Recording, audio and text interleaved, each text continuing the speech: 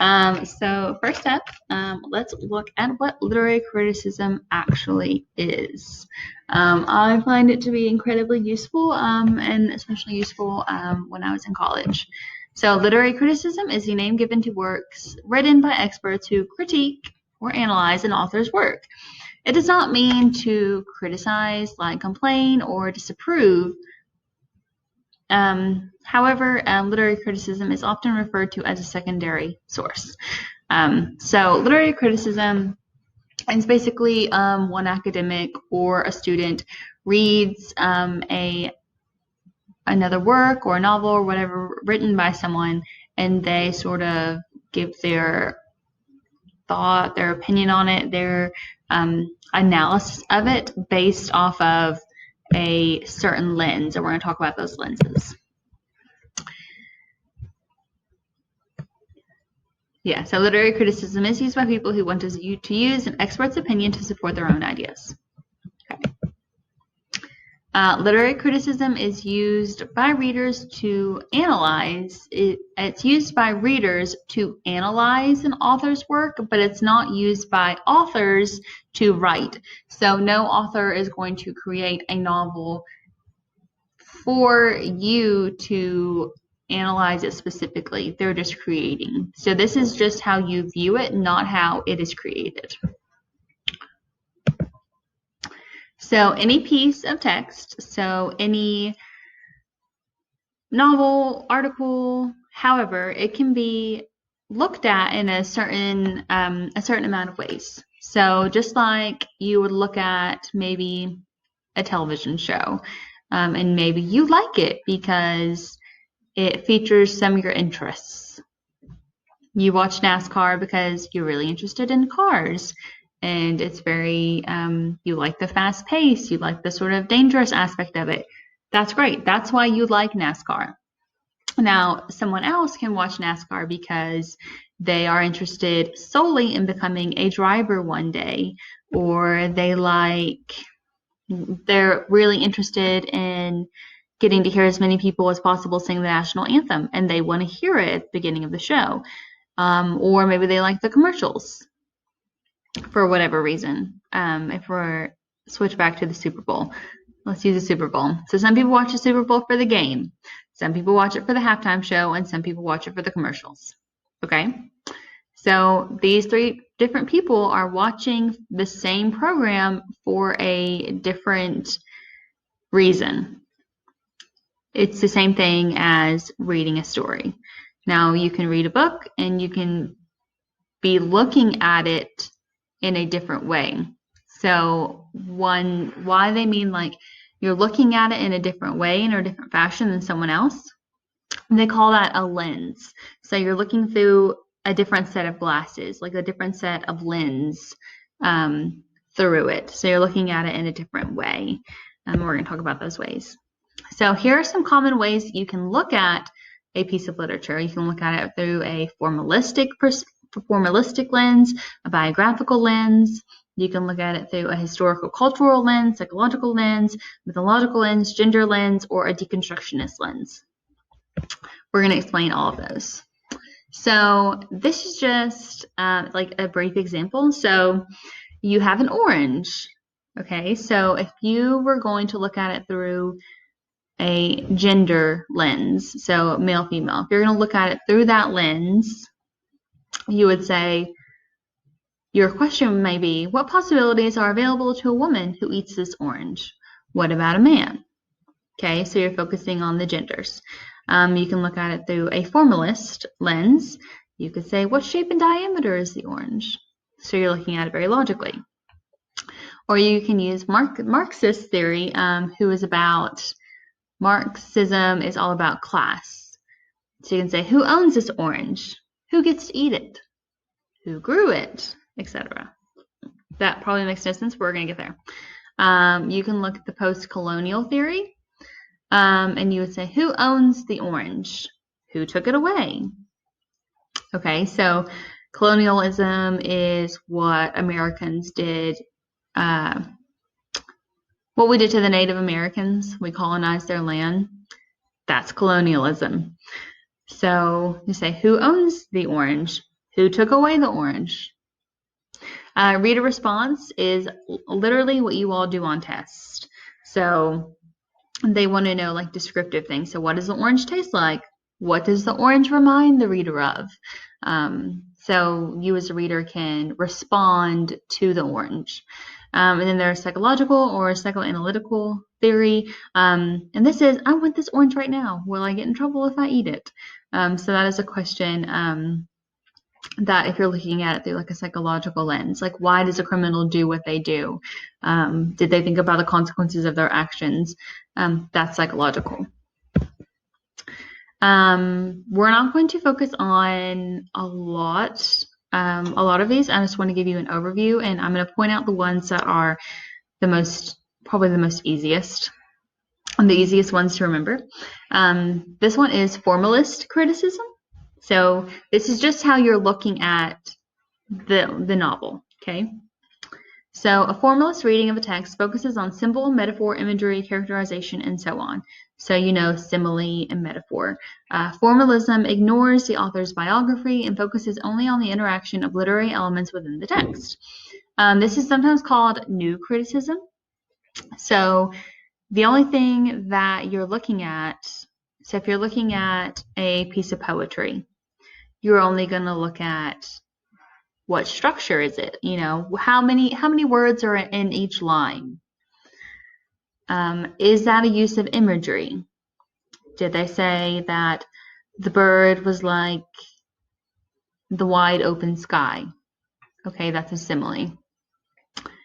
So what kind of language are they using? These sort of figurative language elements that we've gone over before and that you've heard of probably in every English class ever. That's what formalist looks at. They look at these things to sort of suss out what is the story about?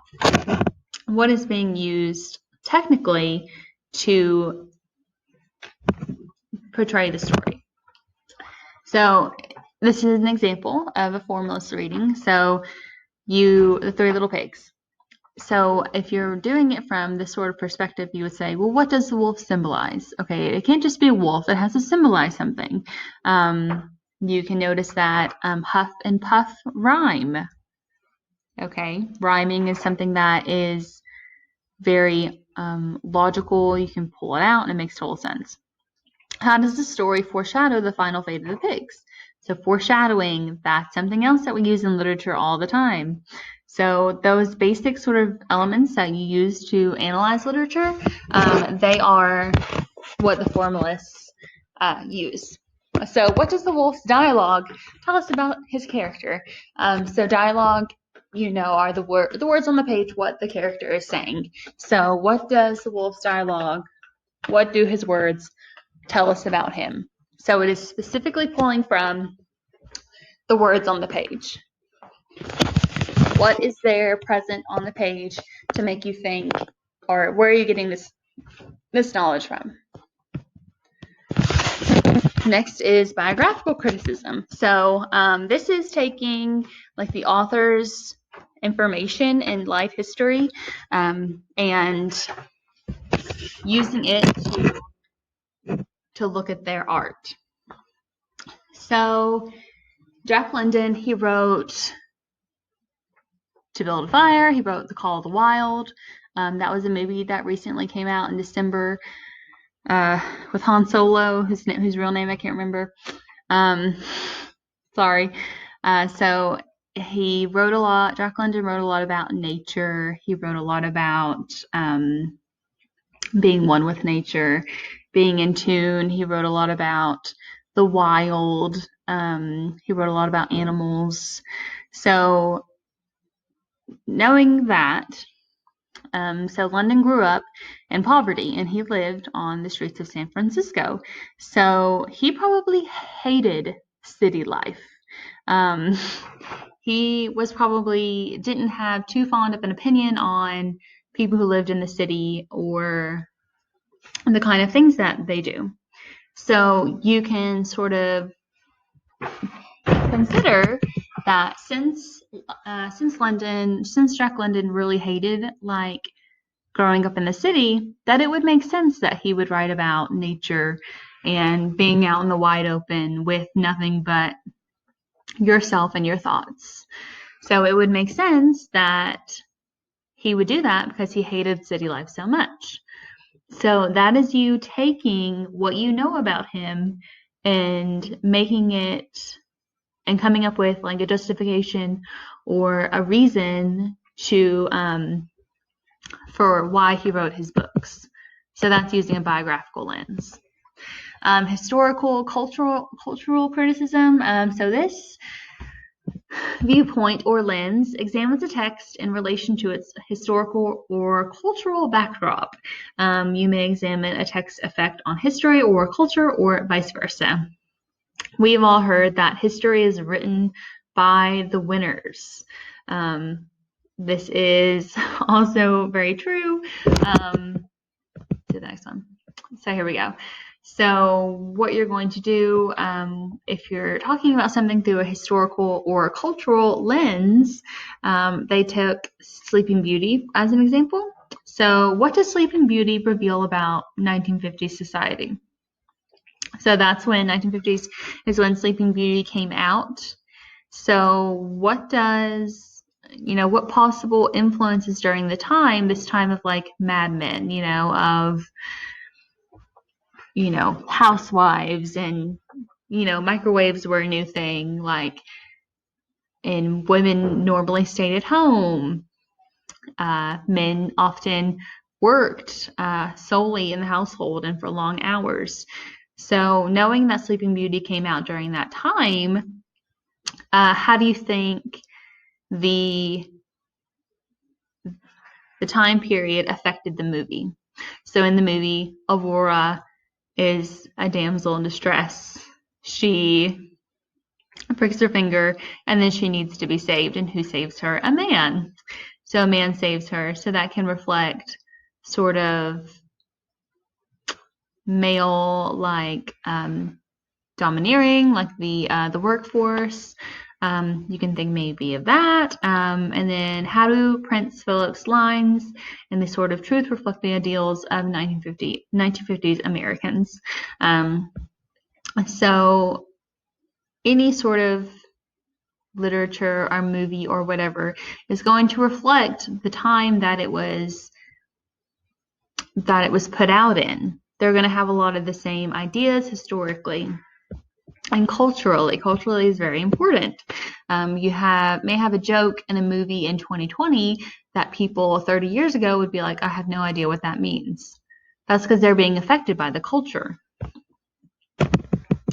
Psychological criticism. This is one that we're definitely going to try to use in here. And it is one that I am a big fan of because I think that the criminal mind is just very interesting. Why do they do the things that they do? Why do bad people do bad things? Is there even any such thing as a bad person? So this is a psychological critical theory, and it applies psychology to novels, to text, to sort of understand its characters. A lot of these theories were based off of Sigmund Freud, who has a lot going on there. Okay, so what governs human behavior? These are something that is prevalent in psychology. So you have the id. The id is the animal nature that says, do what feels good. That's it. The ego is the reality-based part of your personality that makes decisions to satisfy the id and superego. Excuse me. Superego, the socialized conscience, that tells you what's right or fair.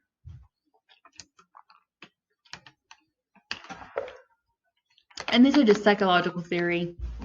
It's not fact. Hardcore fact. So there are a lot of psychological criticisms and way that you can look about things. This is an example from Macbeth. So Macbeth kills, spoiler alert, King Duncan because he unconsciously recognizes the king as a father figure.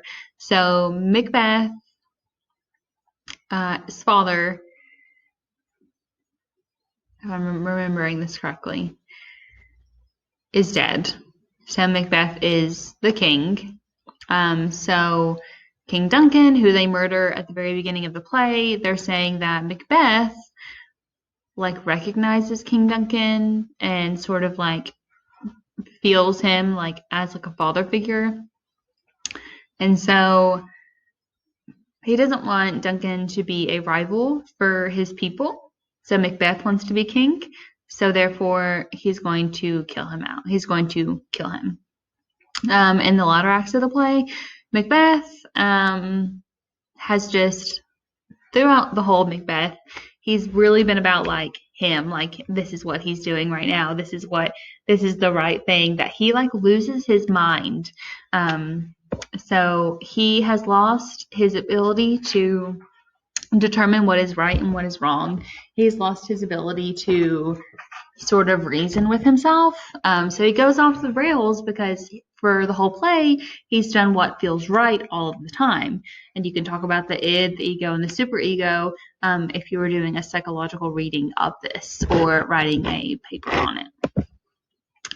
Next is the mythological criticism, which I have never written before, but I think it's interesting. This stanza is not about mythology, so it's not about Zeus and Hera or the Greek or Roman gods, lowercase g. It's not about any of that. It is about the universal elements of human life that are common in all cultures. So like ancient mythology, literature is a window to creating meaning for human life. So we use stories to make sense of our lives. We use stories to feel better about ourselves. We use stories to teach our children life lessons, to communicate ideas to them. So it's sort of that idea. And so the central idea here are archetypes. So archetypes are like universal elements present in the literature of all cultures. So mythological criticism seeks to understand how the story constructs meaning in the human existence through archetypes. We're going to talk about some examples of archetypes. So these are some examples. You have the hero. So like in any movie or film or novel ever, you often have the hero. So take maybe Spider-Man, for example. So Spider-Man is the hero of that sort of tale. And if you're taking the new Spider-Man, okay, so he has the sidekick. The sidekick is often an archetype used. So you have the hero Spider-Man, you have the sidekick, his best friend. You have Luke Skywalker is the hero in that. And then if you want to talk about the outcast, which is next, maybe Han Solo, because he was running away from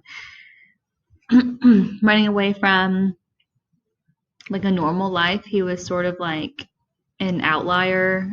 He was a rebel, living for himself and Chewie, so he's kind of an outcast from society in that way. So you can maybe label him as that. The outcast. There's a book called The Lord of the Flies. A group of boys go to an island, and one of them, they like put him on the out, because they don't want to include him. They need someone to be on the lower tier. The idea of the quest. So any book, movie series where the characters get together and they go on a quest. They go on a long journey to find an object or to achieve something. So that's a common thing that happens. Lord of the Rings, Star Wars, last Harry Potter book. They go on a quest to find Voldemort's Horcruxes.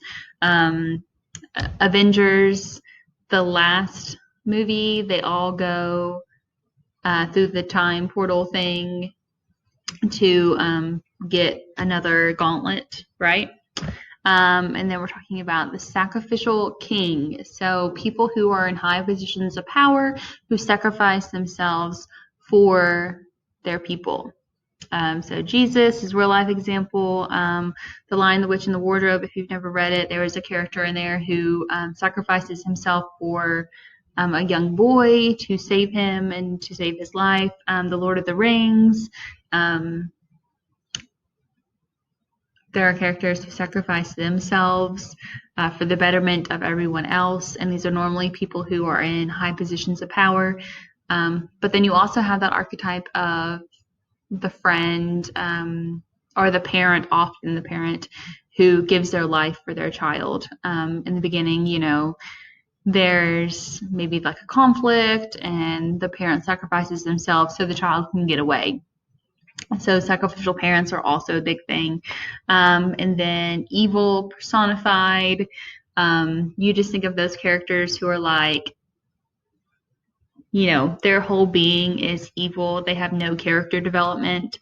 So the Wicked Witch of the West from The Wizard of Oz, she's purely evil, etc. Other purely evil characters, the Emperor in Star Wars, I think that's it. So the Palpatine Emperor, pretty sure not Darth Vader, but the guy who made him, who influenced him, that guy. Other personifications, but you have personifications. You have people who are wholly good. You think the Glinda, the Good Witch, wholly good. You think of Aslan from The Lion, the Witch, and the Wardrobe, which I hope you read. Think of these characters who are like pure and good. So you also have that side. So you can look at it through the archetypes that are present. You can look at a story and say, okay, well, I see the hero, I see the outcast. So what does this say about them and where they're going? Next up, you have gender criticism. So gender criticism analyzes literature through the lens of socially constructed gender roles. So you're looking at it from either you're critiquing the roles that men and women find themselves in our society, or you're challenging them in some sort of way. So in its most basic form, we know that feminism is about equality. It's not about one gender being greater than the other. But gender criticism looks at how a story plays out. So what would happen if King Arthur had been a woman?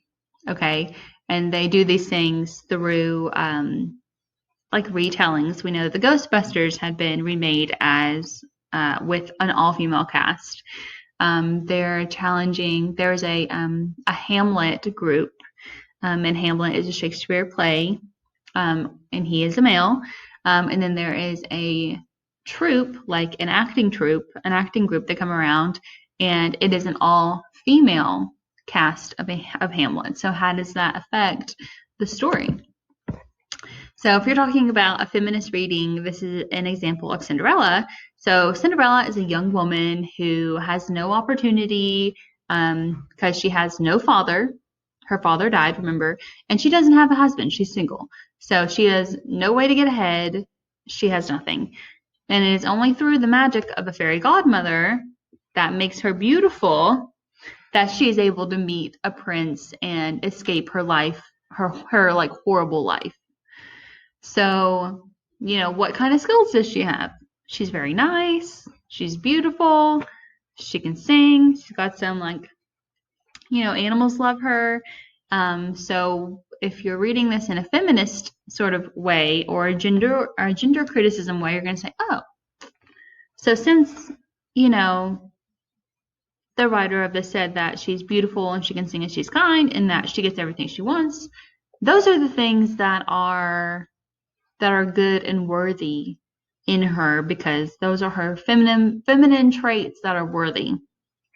But her ugly stepsisters, who are untalented, who are ambitious, they're very ambitious, trying to get the prince.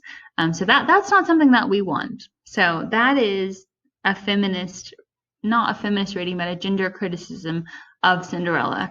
And that is something that you can use definitely in your writings, and I've used it before, and I've used psychological before, just because often they're the easiest ones to do. The next one is Marxist criticism. This is based largely on the works of Karl Marx. He was a German political philosopher. And basically, Karl Marx is all about the rich and the poor. Okay, so are the rich always good or bad? Are the poor always good or bad? There is a saying, eat the rich.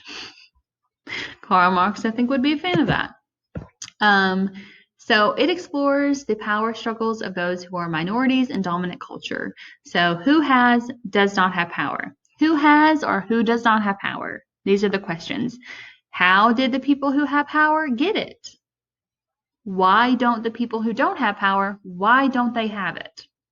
What do the people who have power do with it?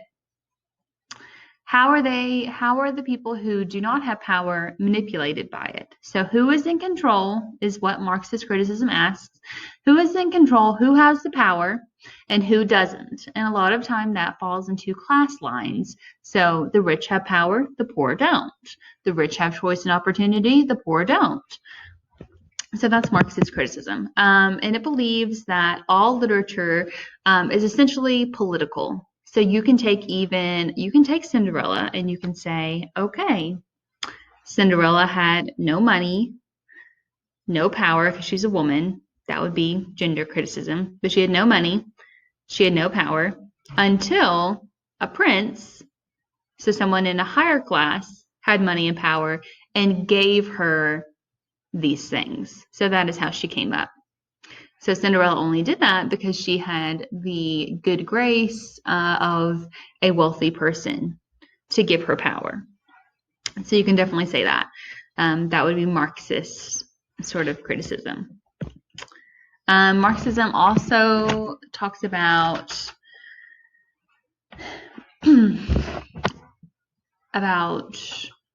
why these people have power, and it is saying literally that every piece of every novel, every TV show, every whatever is political. It's saying that all of those things are either furthering the idea that you are poor, so you're in the place where poor people are, and that's where you deserve to be, or that you need to be rich to have power and influence. So thinking about that, so just knowing that, I just need you to know that, just be familiar with these because they'll be super helpful when you're writing papers in the future. If you do decide to go to college, 100% A guaranteed, because they love criticism. A lot of times you have a story and you're like, what am I supposed to write about? Pick one of these, put it to it, and you can immediately get that sort of that idea of, this is what I'm supposed to write about. I can do this. It gives you a starting point. It gives you a jump off point. So remember that you do not need to be a Marxist. You don't need to be a person who believes that in the class system of the rich and the poor, and that leads everything and that drives everything. You don't need to believe that to be able to write about it. Just like you don't need to be a woman or a feminist to write about feminism. You don't need to do that. You don't need to be just like you don't need to be the hero or the main character of your own story to write about archetypes. Like, you don't need to do that. You can write about anything. These are just tools. They are not a reflection of who you are. Though often it's easier to write about what you know, but you don't have to do that. So any critic, which is what you will be if you're using these, you can take anything and put it to a work and explain it. So once you've decided, you have your story, you have your book, you have your whatever, once you have it in front of you, you can decide which of these criticisms will work best. You can decide which one is going to work for you and support whatever idea you're trying to say. You want to prove to me that Cinderella was actually like a feminist icon because she didn't because she embraced her feminine side and still got what she wanted? Hit me with it. If you can back it up, I got you. So it's saying that once you have it and you can support it with whatever one of these you choose, then it's good and it's valid. So there's some more literary theory, which literally we're not going to go over, but it is here if you want to look at it, and I'll post this PowerPoint. That was deconstructionism, which I think I filled your heads enough. But I'm going to post this PowerPoint and also this Loom so you can see the different aspects of literary criticism, and we're going to do some activities with them.